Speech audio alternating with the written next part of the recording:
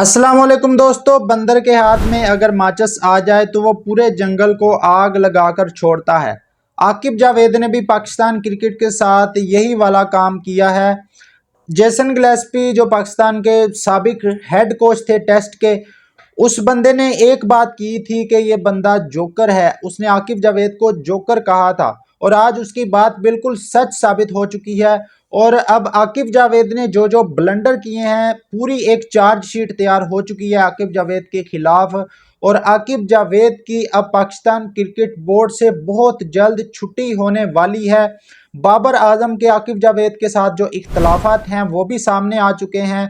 बाबर आजम और आकिब जावेद की पुरानी दुश्मनी, किस तरह इन दोनों के दरमियान टसल स्टार्ट हुई, आज से चंद साल पहले दोनों के दरमियान क्या बातचीत हुई थी, बाबर आजम ने किस बात से इनकार किया था आकिब जावेद को, तो उसके बाद आकिब जावेद की ईगो हर्ट होगी उस मामले को लेकर। क्योंकि पाकिस्तान में जो द्राहट सिस्टम चलता है, कोई भी लोकल कोच आता है उसका एक ही मकसद होता है कि खिलाड़ी भाई मेरी ताबेदारी लाजमी करें, क्रिकेट चाहे इनको खेलना आती हो या ना आती हो, ताबेदारी मेरी ये लाजमी करें। लेकिन भाई बाबर आजम ने उस टाइम पर ईगो को हर्ट कर दिया था आकिब जावेद की।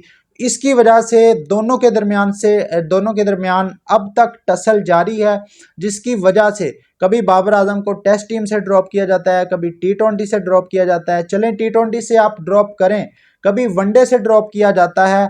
अब एक पूरी चार्जशीट तैयार हो चुकी है और इस मामले को लेकर बाबर आजम और फ़खर जमान ने आकिब जावेद को पूरी तरह से एक्सपोज करके रख दिया है, मतलब नंगा कर दिया है आकिब जावेद को। आकिब जावेद ने मुतमईन बेगैरत की तरह प्रेस कॉन्फ्रेंस में आकर जो जो झूठ बोले थे कि बाबर आजम और फ़खर को हमने बांग्लादेश सीरीज़ के लिए इसलिए सेलेक्ट नहीं किया कि हम जो है वो ये दोनों इंजर्ड थे, वर्ल्ड कप के दौरान इंजर्ड थे और हम इनकी इंक्वायरी करेंगे। जबकि अगले ही दिन, बल्कि उसी दिन बाबर आजम ने तो अपनी इंस्टा स्टोरी लगा दी थी और ट्रोल भी किया था आकिब जावेद को कि मैं बिल्कुल ठीक हूं। उसके बाद अगले दिन फ़खर जमान अपना नेशनल T20 कप का मैच खेलने आ गए। तो ये बंदा पूरी तरह एक्सपोज हो चुका है।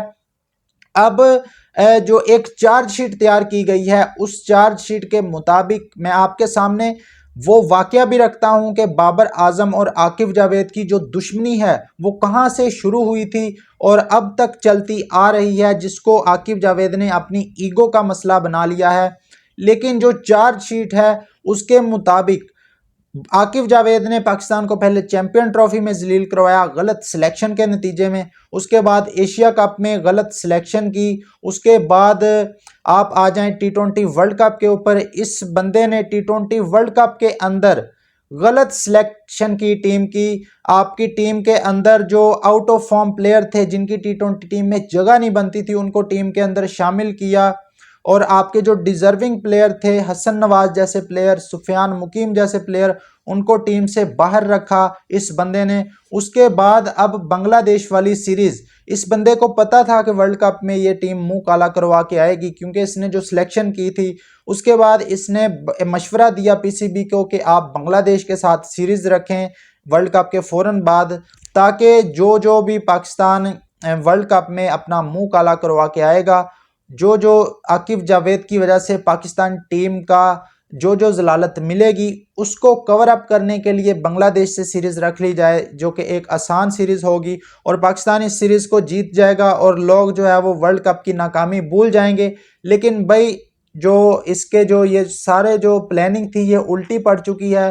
पाकिस्तान वनडे सीरीज़ में जिस तरह जलील हुआ बांग्लादेश में जाकर, और जलील किस वजह से हुआ, आकिब जावेद की ईगो की वजह से, क्योंकि बाबर आजम और फ़खर जमान को इस बंदे ने टीम से बाहर रखा।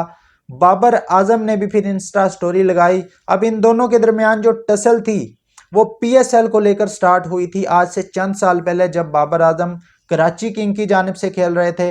तो आकिब जावेद उस टाइम पर हेड कोच थे लाहौर कलंदर के। आकिब जावेद ने ऑफर की थी बाबर को कि आप लाहौर कलंदर की टीम में आ जाएं, हम आपको कप्तानी भी देंगे, आप लाहौर कलंदर की टीम से खेलें।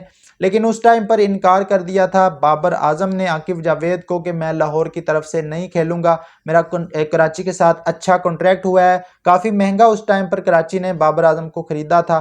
तो बस उस मामले को लेकर आकिब जावेद जो है वो उनकी ईगो हर्ट होगी, जिस तरह पाकिस्तान के लोकल कोचेस की ज़रा सी बात पर इनकी ईगो हर्ट हो जाती है। इस मामले को लेकर आकिब जावेद की ईगो हर्ट होगी। उसके बाद से भाई अब तक दुश्मनी चल रही है और अब तो एक दूसरे के खिलाफ ये दोनों खुलकर सामने आ चुके हैं। अब या तो आकिब जावेद रहेगा या फिर बाबर आजम टीम में खेलेगा। एक बंदे की छुट्टी लाजमी तय है कि एक बंदे की छुट्टी होगी। अफरीदी ने भी कहा है कि सिलेक्शन कमेटी की छुट्टी होनी चाहिए। हर दफ़ा प्लेयर की सर्जरी होती है, हालांकि प्लेयर के वही घूम फिर कर फिर वापस आ जाते हैं, लेकिन सिलेक्शन कमेटी की जो सर्जरी है इसकी बात बिल्कुल सही है। सिलेक्शन कमेटी को फारग होना चाहिए, ख़ास तौर पर आकिब जावेद को। आप इमेजिन करें कि आकिब जावेद और मिसबाह उल हक, जिनका ईंट कुत्ते का वैर था, ये दोनों अब एक साथ बैठकर एक दूसरे की हाँ में हाँ मिलाकर पाकिस्तान की टीम को सिलेक्ट करेंगे।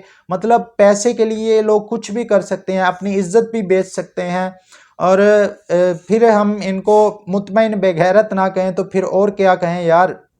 किस तरह ये पाकिस्तान टीम के साथ खिलवाड़ कर रहे हैं, किस तरह की ये सिलेक्शन कर रहे हैं। इस पर दोस्तों आप लोगों की क्या राय है, कमेंट बॉक्स में ज़रूर बताएं। आकिब जावेद के लिए कमेंट बॉक्स में कोई ऐसा जुमला लिखें जिससे उस बंदे को शर्म आ जाए और वो खुद ही छोड़कर चला जाए।